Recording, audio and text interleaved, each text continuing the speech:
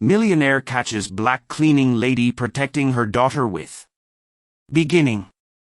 Elias Verdon was a man who thought he'd seen it all. At only 45, he was one of the most powerful millionaires in New Chicago, a city rebuilt after the great collapse of 2089. He had made his fortune in biotech, creating implants that extended human lifespan and upgraded natural abilities. His mansion wasn't just a home, it was a fortress of glass and steel, with AI guards that recognized every breath and heartbeat that entered. That morning, Elias was reviewing reports on his holoscreen, sipping a dark roast grown in the orbital farms, when he noticed something strange. The cleaning schedule had been adjusted without his permission. Someone had accessed the sub-level laboratories at night. Normally, his cleaning staff never had access to those areas. It was far too dangerous, housing prototypes worth billions. Suspicious, Elias set the AI surveillance drones to follow the staff. That's when the name Amara Jacobs appeared. She was one of his longest-serving cleaning ladies.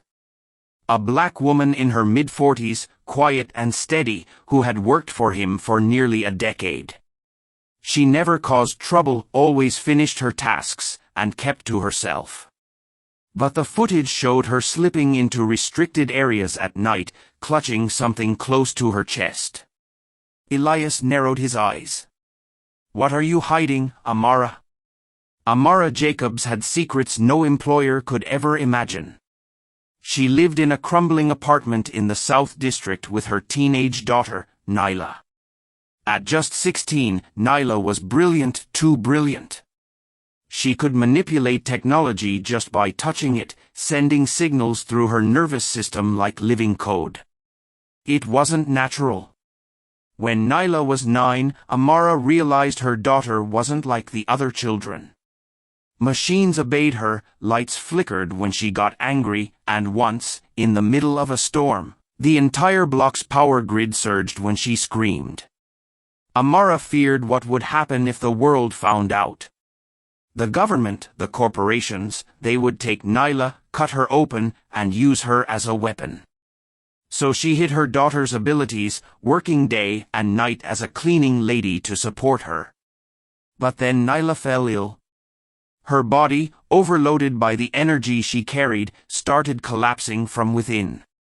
Amara searched desperately for medicine, but nothing worked.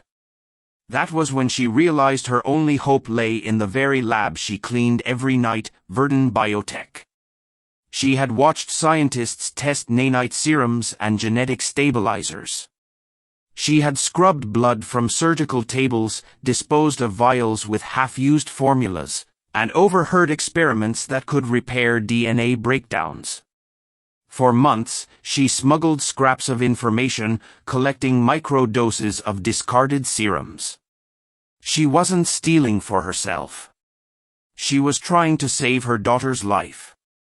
That night, she had finally found the formula that seemed promising, a glowing silver vial of nanites designed to stabilize neural pathways. She held it to her chest, whispering a prayer, when the door hissed open. And there he was. Elias Verdon. Middle.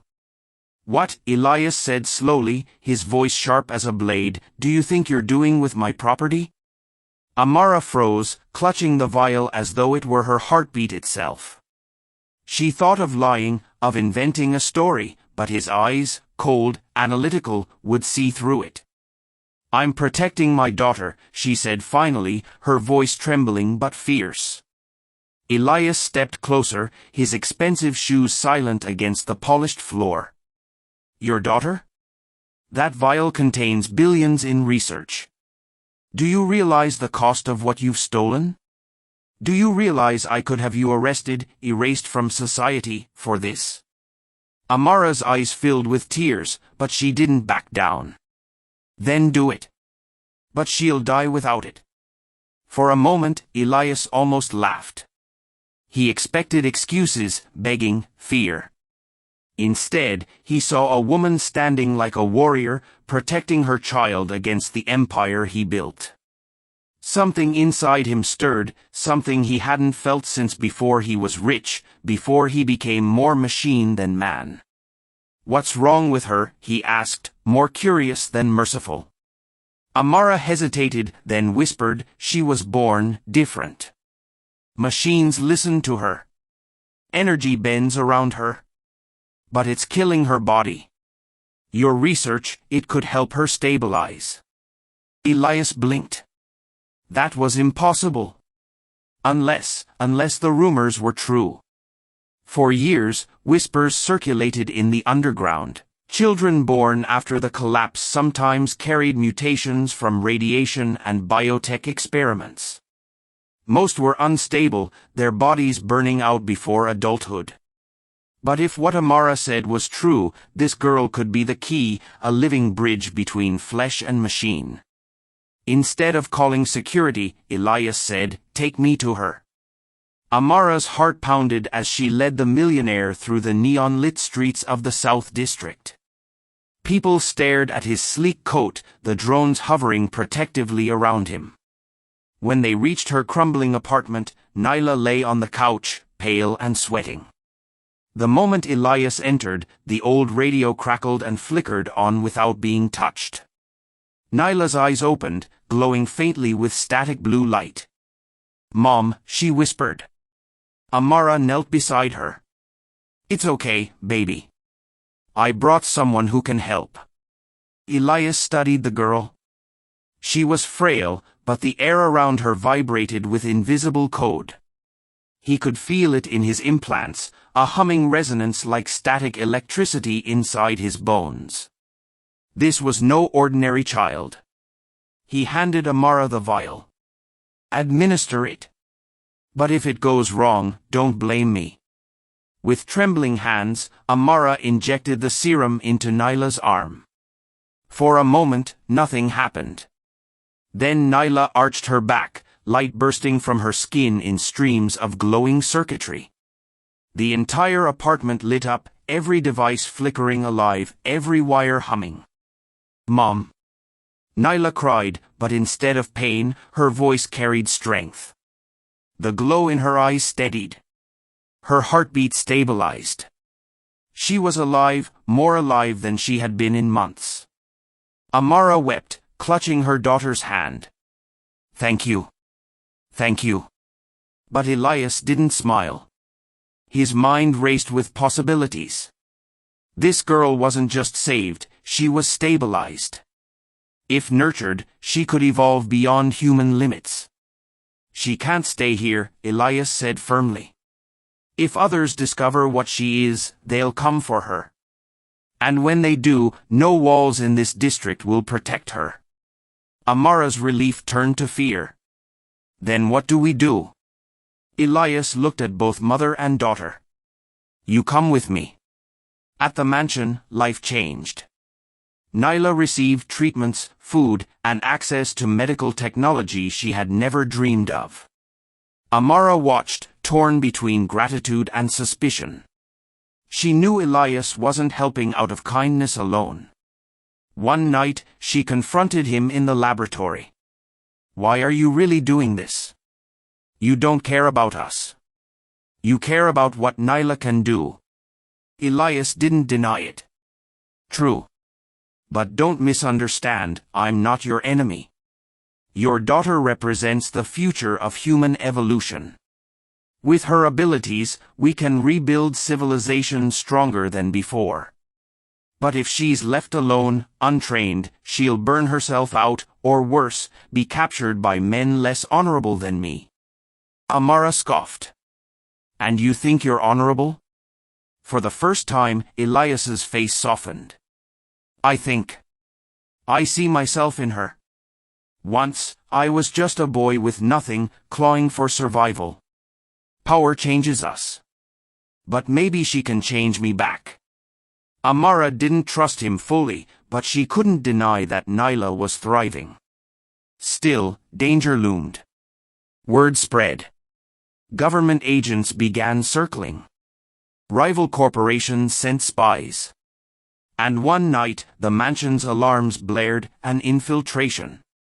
Black-suited soldiers stormed the halls, their eyes glowing with cybernetic implants. They weren't after Elias. They were after Nyla. Ending. Amara grabbed her daughter, shielding her as bullets tore through walls. "Stay behind me," she cried, though she knew her own body was no match for military fire. Then Nyla's eyes lit up, brighter than ever before.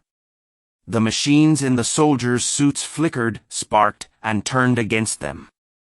Weapons jammed. Drones spun out of control. One by one, the attackers collapsed, their own systems betraying them. When the last soldier fell, silence returned. Amara trembled, holding Nyla close. The girl's power had grown beyond anything she'd imagined. She wasn't just surviving, she was becoming. Elias stepped into the ruined hall, his expression unreadable. "She's not just a child anymore. She's a force. And the world will either fear her or follow her." Amara looked at him fiercely.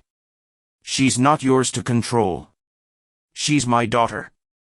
For a long moment, Elias said nothing. Then he nodded. "Then guide her. Protect her. But know this, the war for the future has already begun. And with her power, your daughter may be the deciding factor." Amara tightened her grip on Nyla's hand. She had only wanted to save her little girl, but fate had thrust them into something greater. She wasn't just a cleaning lady anymore.